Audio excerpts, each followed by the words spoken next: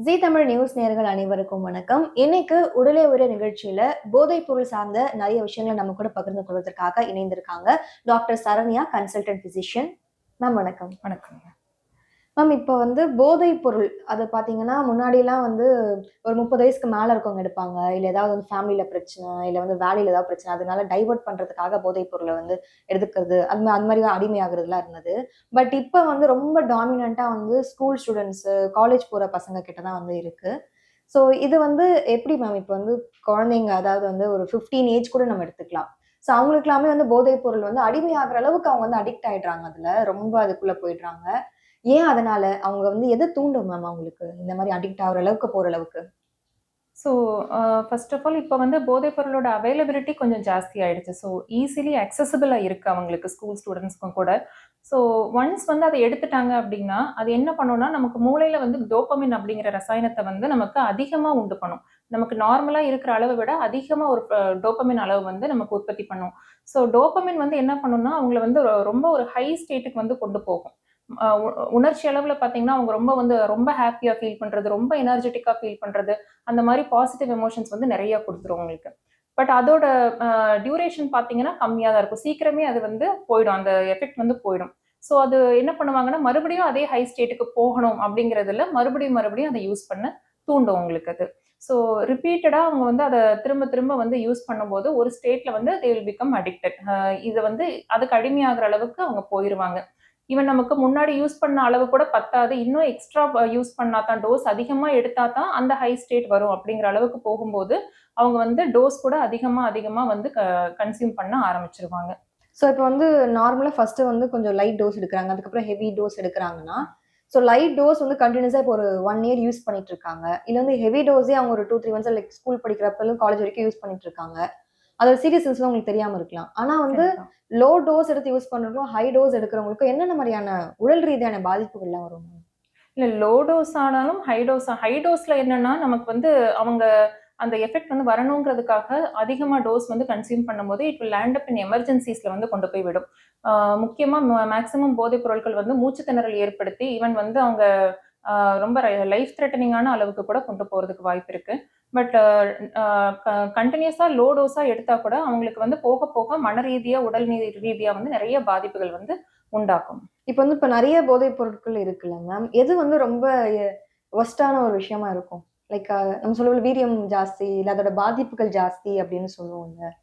ஆம். ஏதாவது சப்ஸ்டன்ஸஸ் குறிப்பிட்டு சொல்லணும்னா எத சொல்லலாம்? இப்ப நமக்கு ரீசென்ட்டா எல்லாருக்கும் தெரிஞ்ச மாதிரி இப்ப கொக்கைனே ரொம்பவே பாதிப்பு உண்டாக்கக்கூடிய விஷயம் தான். ஈவன் ஹார்ட் அட்டாக், ஸ்ட்ரோக் அந்த மாரி ரொம்ப டேஞ்சரஸான பாதிப்புகள்ல போய் விடக்கூடிய விஷயம் கொக்கைன். வலிப்பு உண்டாக்கும். ஈவன் அவங்களுக்கு அ ஒரு ஹார்ட் அட்டாக்கோ, ஒரு கிட்னி ஃபெயிலியர்ல கூட போய் விடுறதுக்கு நெறைய வாய்ப்புகள் இருக்கு. மேம் அதே மாரி இப்ப நெறைய நம்ம school students, college students focus பண்ணி எடுக்கிறதுனால, இப்ப பேரண்ட்ஸ் எந்தெந்த சிம்ப்டம்ஸ் வச்சு நோட் பண்ணலாம்? இப்ப ஏன்னா நம்ம சொல்லி தான் வளர்ப்பாங்க. ம், இத ம், மாரிலாம் ம். பண்ணக்கூடாது, கண்டிப்பா. இதெல்லாம் தப்புன்னு சொல்லி. ஆனா அதையும் மீறி தெரியாம தான் மறைச்சு பண்றாங்க குழந்தைங்க.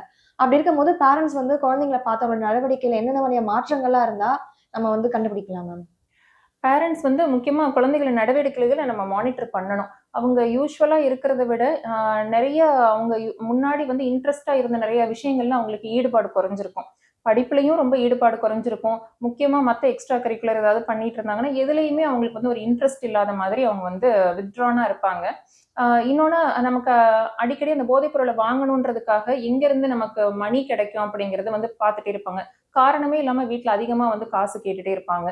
ஏதாவது ஒரு ரீசன் சொல்லி ஒரு மணி வாங்கிட்டே இருப்பாங்க. இன்னும் சில குழந்தைகள் வீட்ல சொல்லாமலே கூட அவங்க அம்மா, அப்பா கிட்ட இருந்து காசு எடுக்கிறது. ஸோ வீட்ல அடிக்கடி நமக்கு அ காசு நமக்கு அவங்க யூஸ் பண்றாங்க, இல்ல காணாம போகுது. அந்த மாரிலாம் இருந்ததுன்னா, அந்த குழந்தைங்கள என்ன பண்றாங்க அப்படிங்கிறத மானிட்டர் பண்ணணும்.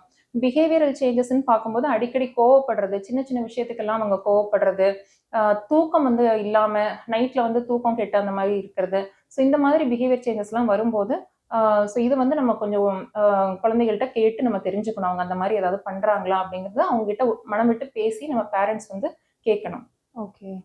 இப்ப போதைப் பொருள் யூஸ் பண்றதுனால நம்மளுக்கு நெறைய மென்டலி சேஞ்சஸ் இருக்கும்னு சொல்லுவாங்க. பட் ஆனா பிசிக்கல் சேஞ்சஸ் அதிகமா? இல்ல மென்டலி டிஸ்டர்ப் ஆகுறது அதிகமா? போதைப் பொருள் இருக்கிறதுனால எது மேம் ரொம்ப டாமினன்ட்டா நம்மளுக்கு பாதிக்கும் ஒரு உடல்ல? நமக்கு ஆரம்பத்துல நெறைய மென்டல் சேஞ்சஸ் ஃபர்ஸ்ட் ஆப்வியஸா தெரிய ஆரம்பிக்கும். போக போக அவங்க பிசிக்கல் சேஞ்சஸ்மே வந்து நிறைய வர ஆரம்பிச்சிடும். மென்டல் சேஞ்சஸ்ன்னு சொல்லும்போது நமக்கு ஈஸியா வந்து அவங்க கோவப்படுறது, ஒரு அக்ரெசிவா பிஹேவ் பண்றது, அந்த மாதிரி சேஞ்சஸ் எல்லாம் வந்து காமிக்க ஆரம்பிப்பாங்க. அடிக்கடி மறந்து போயிடுறது, எந்த விஷயத்திலயும் கவனம் இல்லாம இருக்கிறது, வேலையிலயோ வீட்லயோ எந்த விஷயங்கள்லயுமே ஒரு ஈடுபாடு இல்லாம, ஒரு கவனம் இல்லாம செயல்படுவாங்க. ஸோ அதே மாதிரி அவங்களுக்கு ஒரு டெசிஷன் எடுக்கிறதுக்கு அவங்களுக்கு ஈஸியா இருக்காது. எதுலயுமே ஒரு ப்ராப்பர் ஜட்ஜ்மெண்ட்டோ, ஒரு ப்ராப்பரா வந்து ஒரு டெசிஷன் மேக்கிங்கோ அவங்களால வந்து பண்ண முடியாது. ஒரு குழப்பமான மனநிலையில எப்பவுமே இருப்பாங்க. So okay. இதெல்லாம் வந்து ஆரம்ப நிலையில இருக்க மனநிலை பாதிப்புகள். இன்னும் மோசமா போகும்போது அவங்க வந்து ஈவன் சைக்கோசிஸ் அந்த மாரி சொல்லக்கூடிய நிலைக்கு கூட போறதுக்கு வாய்ப்பு இருக்கு. ஹாலுசினேஷன்ஸ்ன்னு சொல்லுவாங்க. அதாவது இல்லாத விஷயங்கள இருக்கிறதா கற்பனை பண்ணிக்கிறது. கேட்காத வாய்ஸஸ் வந்து எனக்கு கேட்குதுன்னு சொல்றது. பார்க்காத இல்லாத விஷயங்கள நான் பார்க்குறேன்னு சொல்றது. அந்த மாதிரி ஹாலுசினேஷன்ஸ் அந்த மாதிரி விஷயங்களுக்கு கூட போறதுக்கு வாய்ப்பு இருக்கு. ஓகே. அதாவது வந்து இப்ப நீங்க சொல்லும்போது என்ன நடக்குதுன்னு தெரியாதவங்க பண்றாங்கன்னா, இப்ப இந்த கஞ்சா போதைக்குலாம் அடிமையாகி நெறைய வந்து என்ன பண்றாங்கன்னே தெரியாம வந்து ரொம்ப கண்டிப்பா, வயலன்ஸா பிஹேவ் பண்றதெல்லாம் கண்டிப்பா, இருக்கு. கண்டிப்பா. ஸோ நீங்க சொல்றது பார்த்தா இதெல்லாம் வந்து அவங்களுக்கு ஆனா வந்து அப்ப அவங்களுக்கு அந்த ட்ரக் எடுத்திருக்காங்க அப்டின்னா, அவங்களுக்கு வந்து அவங்களுக்கு தெரியாது. லைக் என்ன பண்றாங்கன்னு கண்டிப்பா. உங்களுக்கு தெரியாதா? தெரியாது. இல்ல அவங்க ட்ரக் எடுக்கும்போது அவங்களோட செல்ஃப் கண்ட்ரோல் வந்து அவங்களுக்கு போயிரும். அ ஸோ அவங்கள அத ப்ராப்பர் ஜட்ஜ்மென்ட்டே இருக்காது. நம்ம பண்றது சரி, தப்புன்னு அவங்களால வந்து ஜட்ஜ் பண்ண முடியாது. இம்பல்சிவா ஆக்ட் பண்ணுவாங்க. இந்த டைம்க்கு எனக்கு இது பண்ணணும்னு தோணுது, நான் பண்றேன். அது மட்டும் தான் அவங்களால இது பண்ண முடியுமே தவிர, இது சரியா, தப்பான்ற ஒரு ஜட்ஜ்மென்ட் வந்து கம்ப்ளீட்டா வந்து போயிரும். ஒரு போதைப் பொருளுக்கு அடிமையாகும்போது அவங்களால அத ப்ராப்பரா ஜட்ஜ் பண்ண முடியாது. இப்ப வந்து ஸ்மோக்கிங் பண்றாங்கன்னா, லங் கேன்சர் வரும். நுரையீரல் பாதிக்கும்னு சொல்லுவாங்க. இல்லன்னா வந்து இப்ப ஆல்கஹால் எடுக்குறாங்கன்னா, லிவர பாதிக்கும். அந்த மாரி சொல்லுவோம்ல. ஸோ இந்த மாரி போதைப் பொருள் எடுக்கிறதுனால, நம்ம உடல் ரீதியா என்னென்ன உறுப்புகள்லாம் பாதிக்க வாய்ப்பு இருக்கு? இல்ல ஜெனரலைஸ்டா எல்லாமே பாதிக்குமா? எப்டி மேம்? உடல் ரீதியா நெறைய பாதிப்புகள் வந்து உண்டாகும். முக்கியமா வந்து நமக்கு எல்லா போதைப் பொருட்களுமே வந்து நமக்கு மூளையில தான் வந்து ஆக்ட் பண்ணும் மெயினா. ஓகே. ஸோ அதனால வந்து அ அவங்க கோமாக்கு போறதுக்கு, வலிப்பு வர்றதுக்கு நெறைய வாய்ப்புகள் இருக்கு. கொக்கைன் மாரிப்பட்ட போதைப் பொருட்கள் வந்து ஈவன் ஸ்ட்ரோக் நமக்கு பக்கவாதம் வரக்கூடிய சிம்ப்டம்ஸும் வந்து காஸ் பண்ணும். ஹார்ட் அட்டாக் உண்டாக்கும். கொக்கைன் முக்கியமா ஹார்ட் அட்டாக் உண்டாக்கும். ஹார்ட் ஃபெயிலியருக்கும் வந்து அ காரணமா இருக்குங்க. அதே மாரி கிட்னி ஃபெயிலியரும் வந்து வர்றதுக்கு நெறைய வாய்ப்பு இருக்கு. ஓகே.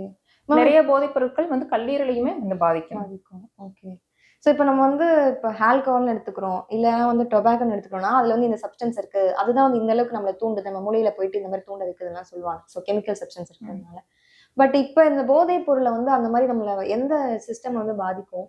லைக் அதுல இருக்க சப்ஸ்டன்ஸ் தான் நம்மள வந்து இந்த மாரி தூண்டுதா? அத பத்தி டீட்டெயிலா சொல்ல முடியுமா?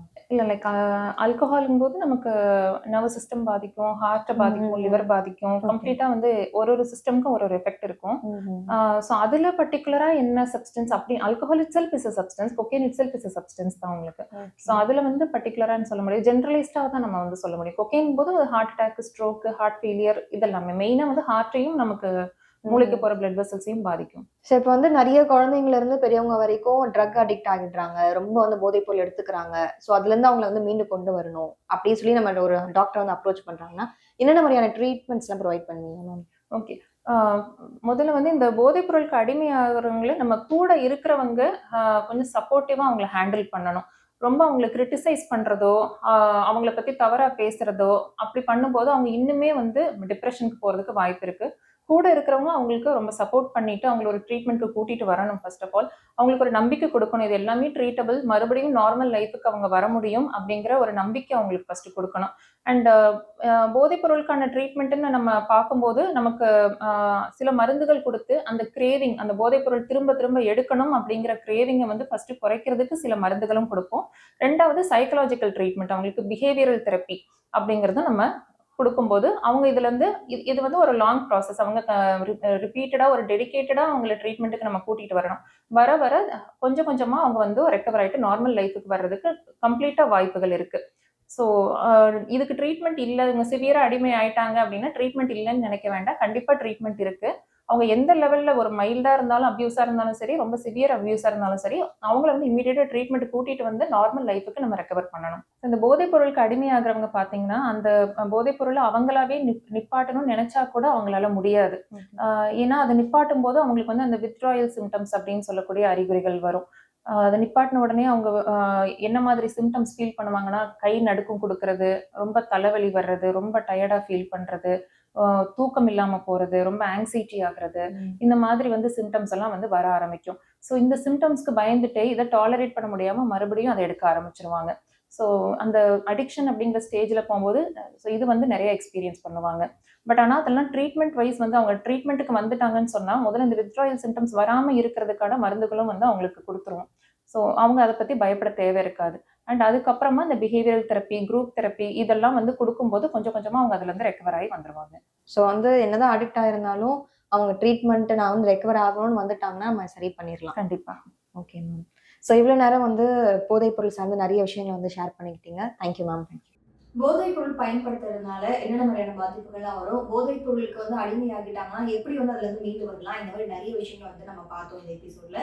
ஸோ இதே மாதிரி வேற ஒரு உடலை ஒரு நிகழ்ச்சியில வந்து சந்திக்கிறேன். அது வரைக்கும் இணைந்திருங்கள். இது ஜீ தமிழ் நியூஸ்.